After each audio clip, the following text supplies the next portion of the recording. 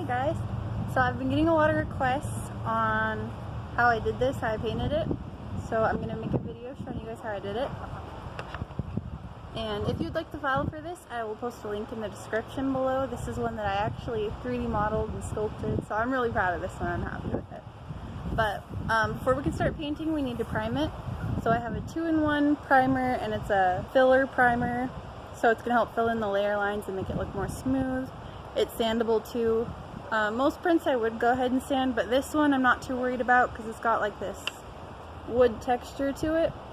So I think the layer lines are just going to kind of help add to that texture.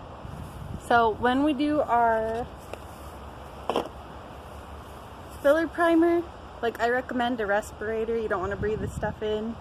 And when you're spraying with any kind of spray paint or filler primer, you want to make sure you're not getting too close, because if you get too close when you're spraying, you're going to get runs and it's not going to look so good. It's going to look kind of chunky, I don't know, not good.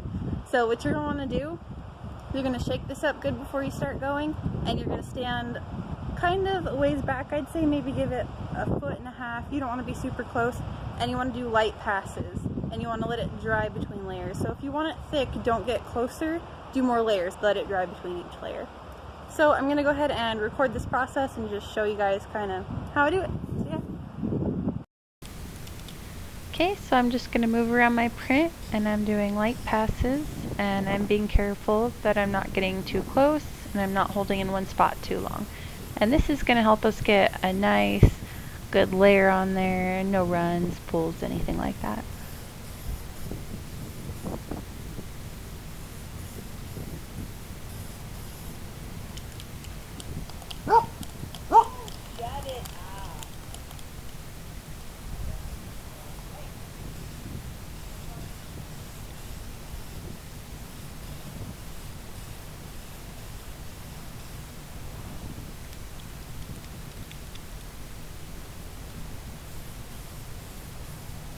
I'm going to keep going and moving around this, adding light layers until I can no longer see that plastic color anymore, and it's just a gray.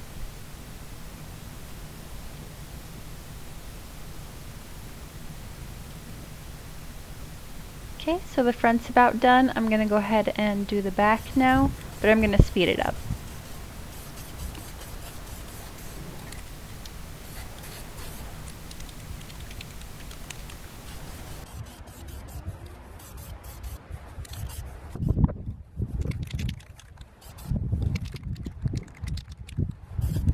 And before we get started painting, we're going to be doing a lot of brown, so I do want to talk about brown for a second before we get started with it. And for those of you that don't know, when you're mixing a brown, it's a combination of the primary colors. So our primary colors are red, yellow, and blue. And from your primary colors, you can mix pretty much any other color. Right, so when we mix blue and red, we get a purple. Blue and yellow, we get a green. And red and yellow, we get an orange. There we go. Get an orange, okay. So when we're mixing a brown, it's going to be a combination of our 3 primary colors.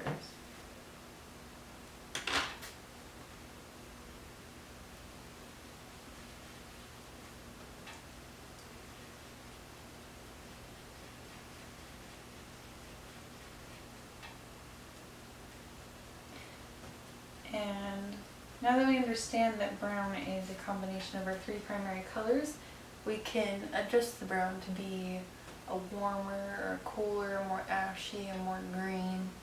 And when we're adjusting our browns, we need to think, like, what is it missing? So this is like a really reddish brown. Say I wanted to cool it down a bit, then I would go for more of a blue, so I'd put a little more blue in there.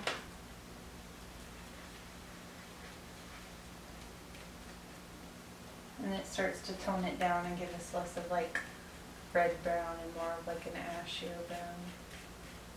So yeah, you're going to see me, even though we're going to be working with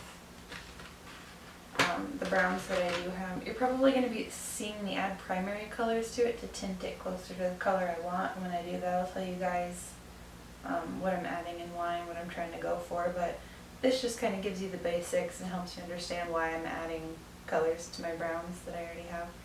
So yeah, we can go ahead and get started painting now.